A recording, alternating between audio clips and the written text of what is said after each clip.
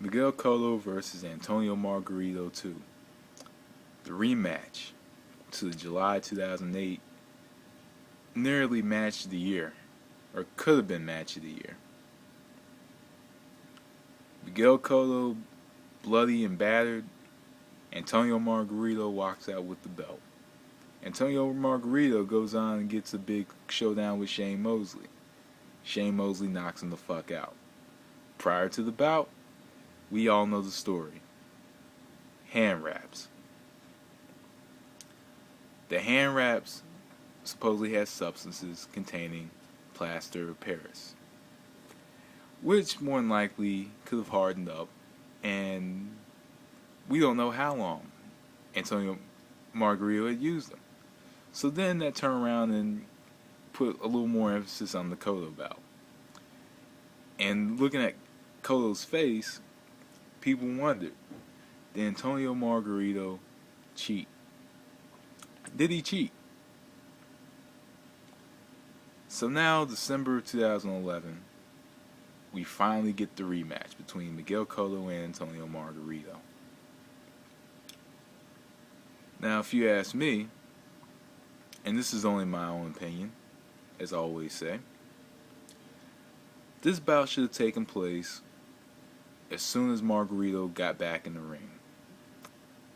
When he was suspended, I thought that's when it should have taken place. If Margarito had something to prove, about using, illegal hand wraps, then why don't you just fight him right away?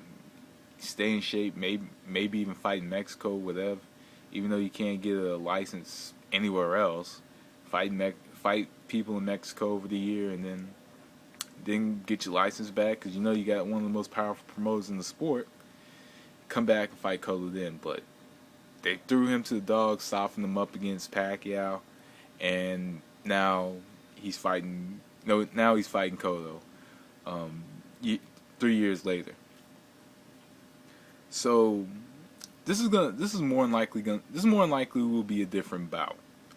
Due to the fact that Cotto has a different trainer, fights differently, and and pretty much since then has been through different levels of adversity, which is gonna help him in this bout.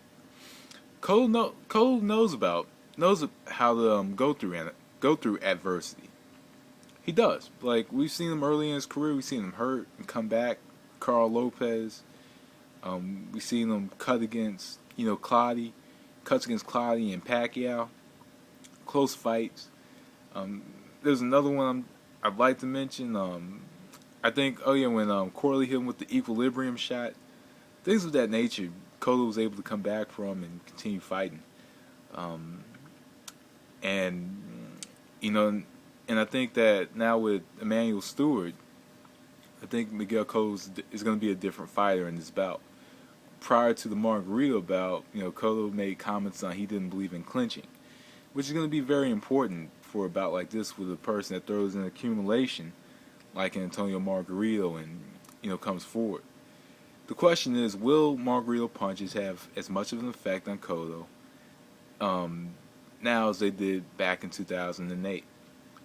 Did he really have illegal hand wraps in his gloves in that bout? The only way of finding redemption is Antonio Margarito getting a knockout win over Miguel Cotto.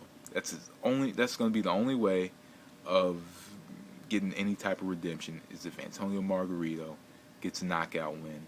Miguel Cotto's face looks the same, but it would be unfair in a way because I don't think Miguel Cotto will stand in front of him this time. I don't think Miguel Cotto would stand in front of him. And the reason I don't think he would stand in front of him is because he knows what happened the last time he stood in front of him. And these days he doesn't really stand in front of his opponents. Now he boxes a little more. So breaking down this fight, I don't think would be all too fair. I can tell you, Antonio Margarito is going to need it's not necessarily starting faster, but he's going to need to find a way to land against Miguel Cotto, and he's going to need to find a way to land. He's going to need and I don't think Cotto's going to throw as much as he did, because he threw everything in the kitchen sink in that bout, and Margarito didn't go down. So I'll give him that. The fact that he is a tough fighter. Um, he has a good chin and he can withstand some of the hard shots. Well, until the Mosley bout, of course. Um, and even whether he's tucking or not tucking his chin, he can eat some good shots. So Miguel Cotto's gonna have to be more patient in this bout, and and probably just throw three punch combinations. Three punch combinations, out, stay on the outside, jab, and just be patient. Be patient. Maybe probably in the last 3 rounds, go for gold. I think he needs to go to the body a lot more early in the bout. As I said in Matisse Morales, go to the body early. That pretty much can suppress the attack later on. With a fighter like a Margarito who will throw in accumulation later on in bouts. So pretty much that's all Cotto needs to do, and probably in the last 3 rounds, probably just pretty much just go give him hard shots to the body early, box with him early. Go to the body, left hook to the body, right hook to the body, left uppercut, right uppercut to the body, just wear him down to the body. Last 3 rounds, just beat his ass. Pretty much that's what should happen. That would be my strategy. And Margarito, like I said, is gonna have to find a way to land. He's gonna have to, use his chin because he doesn't move his head or anything. Use his chin to get inside, and go to Cotto's body. Get inside. Try to make Cotto freeze. Give Cotto some reminders of the last bout. Of hey, I'm the first man to beat you. Or this is how I beat you the first time. I can do it again. This, that, and the other. Give him that type of mentality.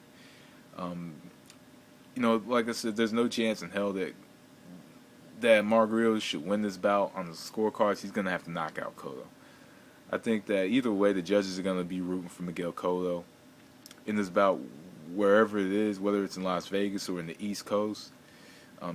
They're gonna be rooting for Miguel Cotto, regardless, due to the situation with the hand wraps. And I think that Miguel Cotto's probably gonna get. I think Miguel Cotto's gonna fight this one differently than the first bout. But I think he's going to get a knockout win in probably the 12th round. So I'm going to go with Cotto 12. My most biased prediction ever. Peace.